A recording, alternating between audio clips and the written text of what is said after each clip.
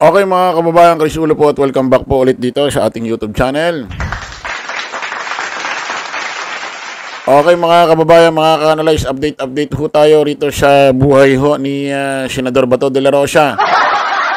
Ang kanyang istorya na kung saan ay papunta ng ICC Court. Ha? Oo, ha? Nataranta na ho, mga kababayan, ang kampo ho ni Senador Bato de la Rosa na kung saan ay nung nakaraan ho kasi ito hong si Ombudsman Crispin Boyeng Rimulya ay inihayag niya ho sa isang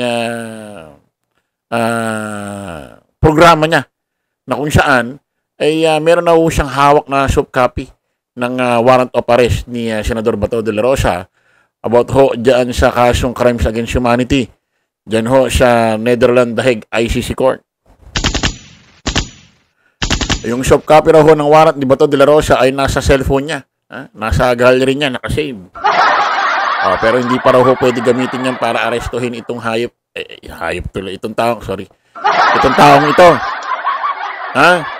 At nasundan pa ho yan ng iba't ibang pahayag ho ni Ombudsman Crispin Boyeng Rimulya sa iba't ibang reporter na kung saan itong si Bato de la Rosa ay nagtatago raw ho sa isang lugar ho sa Pampanga.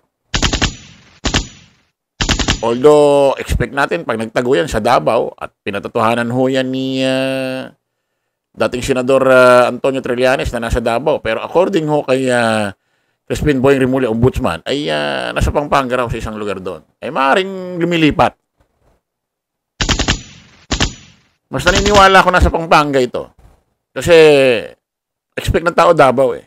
So, pwedeng magtago ito sa hindi ini-expect ng taong bayan or ng otoridad, di ba? So, baka pwedeng lumipat. Siguro sabi ni Bato laging Davao para maiba sa Pampanga naman ako magtago, baka ganoon. Mas nataranta na ho ang mga DD sheet at kampo ni Senador Bato de la Rosa na kung saan ay nag-post ho, etong si itong si Mr. Harry Roque na kung saan yung warrant of arrest ni Senador Bato de la Rosa ay out na, nilabas na. At pinayuhan ho ito na wag daw magpapakidnap.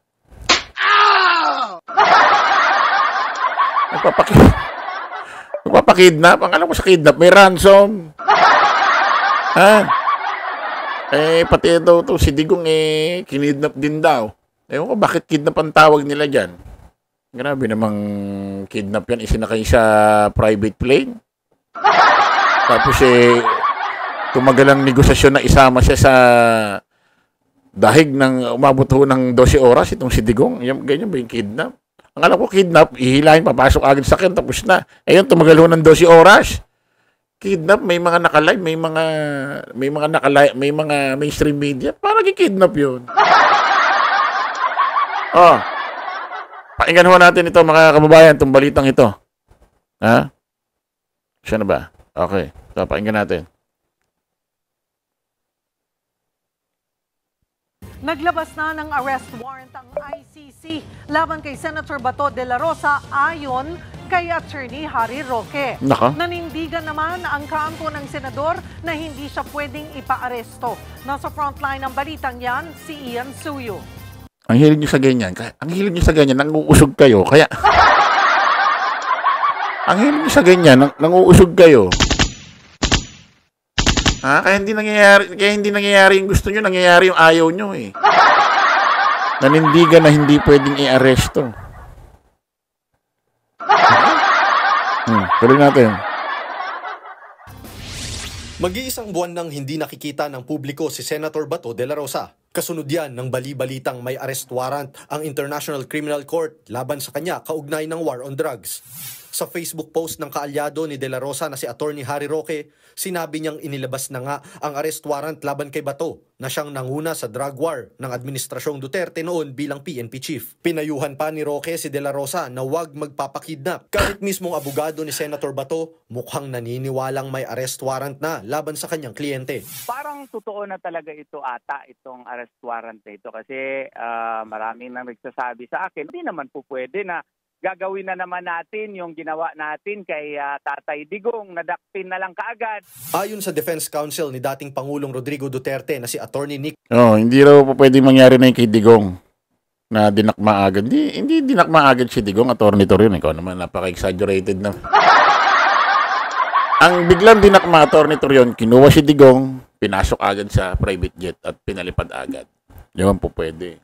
Meron bang dinakma agad, inabot ng 12 oras yung negosasyon? Di ba inabot ng 12 oras mahigit dun sa Villamor Air Base? Bago nadala si Digong. So, exaggerated yung exaggerated yung mga kwento mo dyan, Attorney Torion. Ha? Tuloy natin. Nicholas Kaufman, wala siyang impormasyon tungkol sa umano'y arrest warrant kay De La Rosa, pero muling nanindigan si Ombudsman Boying Remulla na totoo ang arrest warrant. Iginiit niyang hawak niya ang unofficial copy nito. Ang sabi naman noon ng ICC, kung wala sa official communication channels ang ulat, hindi ito kumpirmado. Sabi din ni Remulla, huling nakita ang senador sa Pampanga. Pero ang kampo mismo ni De La Rosa, wala raw ideya sa kinaroroonan niya ngayon. Hindi rin daw nakakausap ni Attorney Torion ang kanyang kliyente. Tanging asawa lang. Sanay na kay Torion. Pag tinanong, asa si Bato de la Rosa? Ay, di ko alam yung kliyente kung nasaan. Masanay na kayo. Si Kibuloy nga, nung nagtatago sa ilalim ng KOJC, di niya rin alam kung nasaan. Di ba? Lahat ng kliyente niya, hindi niya alam kung nasaan. Pero pinagtatanggol niya. Tuloy natin. Walang daw nito ang kausap niya. Sa ngayon, nakabinbin pa sa Korte Suprema ang petisyon ni na dating Pangulong Duterte at De La Rosa na kumukwestiyon sa pakikipagtulungan ng gobyerno sa ICC. Pero ayon sa ICC accredited lawyer na si Gilbert Andres, pwedeng isuko ng Pilipinas ang isang akusado sa International Court. Base raw yan sa International Humanitarian Act. Nakasaad dyan na maaaring i-transfer ang isang akusado sa alinmang korte o international tribunal para sa grave crimes. Kasi ang ini-implement po, ang sinusunod po ay yung batas natin mismo, yung Republic Act 9851 or the IHL Act. At ang mahalaga dito, ito po'y pinasa ng Kongreso noong December 2009 kung saan hindi pa po tayo parte ng ICC Rome Statute. Nagbabalita mula sa Frontline, Ian Su. Okay ito mga kababayan, ito seryoso tayo. Seryoso tayo rito sa ating mga sasabihin. Itong ginagawa ho ni Senador Bato de la Rosa, obvious na pagtatago ito. No? Malayong-malayo ho itong nangyayaring ito sa mga pinakita niyang interview sa iba't ibang mainstream media. Sa iba't ibang reporter na kung saan, yung mga interview niya, na kapag lumabas ang warrant of arrest, pag pinakinggan ho ang kanyang mga paliwanag, explanation, nababakas ho ang katapangan ng mga panahon ho na yun. Pero ngayon ho, na may napapabalita ang warrant of arrest niya, lumabas na or ilalabas na, hindi na ho ito nasasalamin sa katapangan. Dahil magmula ho nung in-reveal ni Ombudsman Crispin Boying Remulla na nasa kanya ng soft copy ng warrant of arrest ni Bato de la Rosa, magmula ho nung 11 ng Nobyembre, ay hindi na ho nagpakita itong taong ito.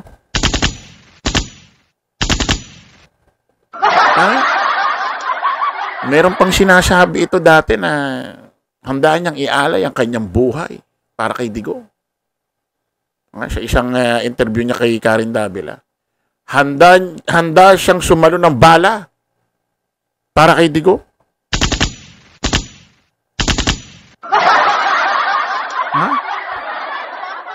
Pero ngayon, lumalabas, mga kababayan, mga ka-analyze, para bang gusto ni Senador Bato de la Rosa ay hindi siya maaresto, hindi siya makulong, hindi siya madala sa ICC court. Para bang ang gusto niya, si Digong na lang ang magdusa doon sa kasong yun na kung saan silang dalawa ang gumaganap ng panahon ng Duterte admin. Kaya nga sabi ko mga kababayan, walang pagpipilian ng grupo rito ng mga DD shit Pag si Bato de la Rosa na-aresto, nakulong, nabit-bit papuntang ICC, sampal sa kanila. Kapag ito hindi nagpa-aresto, tuloy nagtago, mas malaking sampal sa kanila. Bakit? Lumalabas, parang si Senador Bato de la Rosa, ayaw niya malang damayin yung matanda doon kahit magkaiba sila kahit hindi sila magkasama. Sure, hindi sila magkasama sa kwarto. Magkaiba ng detention center yan. Pero 100% iisang building yan. Malaman lang ni Digong, mabalitaan niya lang na si Bato de la Rosa nandoon sa building, nakakulong din. Malaki maitutulong kay Digong nun. Bakit? Nung nagaganap ang war on drugs, extrajudicial killing, dalawa sila dyan eh. Ha? Para bang lumalabas, para bang gusto ni Senador Bato de la Rosa, si Digong nang magdusa, siya ay magtago na lang habang buhay. Ha? Kung tutusin ko, talagang mahal ni Senador Bato de la Rosa si Digong, pwede niyang akuin lahat ng kasalanan. Pwede niyang sabihin na, pakawalan niyo si Tatay Digong, kasalanan ko lahat. Ang inutos niya lang sa akin, war on drugs. Kasalanan ko, bakit nagkaroon ng extrajudicial killing? Dahil hindi ko nagampanan ng tama ang programang yan, kaya nagkaroon ng burilyaso, pati yung mga tao ko, gumawa ng extrajudicial killing. Pwede yan eh. Ang tanong, kaya bang gawin ni Senador Bato de la Rosa yun para si Digong ay mapawalang salat, makabalik dito at akuin niya na lahat ng kasalanan? Tulad ng sinasabi niya sa interview niya kay Karen Davila dati, na handa niyang ialay ang buhay niya kay Digong, handa siyang sumalo ng bala para kay Digong. Paano mo ialay ang buhay mo kay Digong? Paano ka sasalo ng bala kay Digong?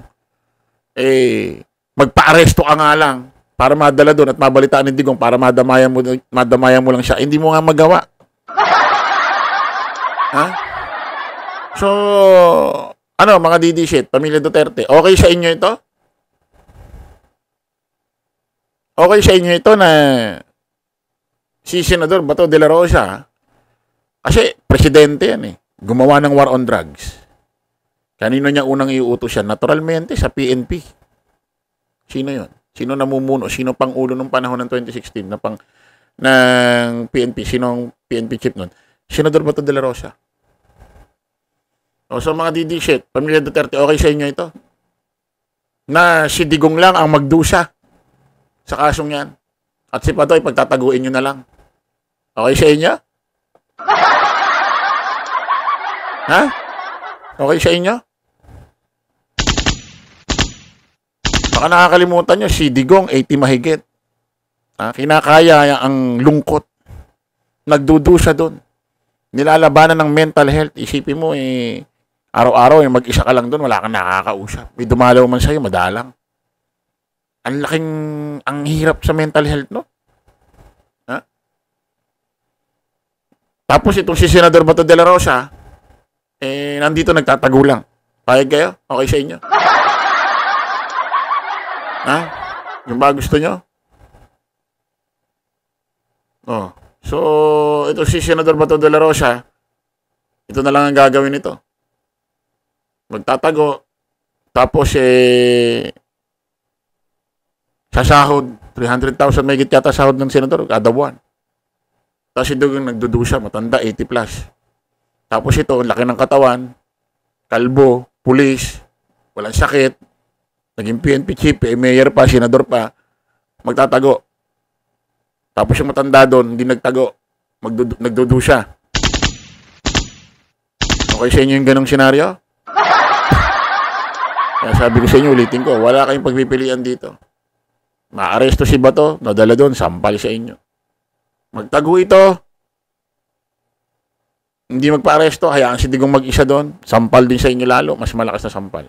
Hindi man literal na sampal yung tinutukoy ko. Ha?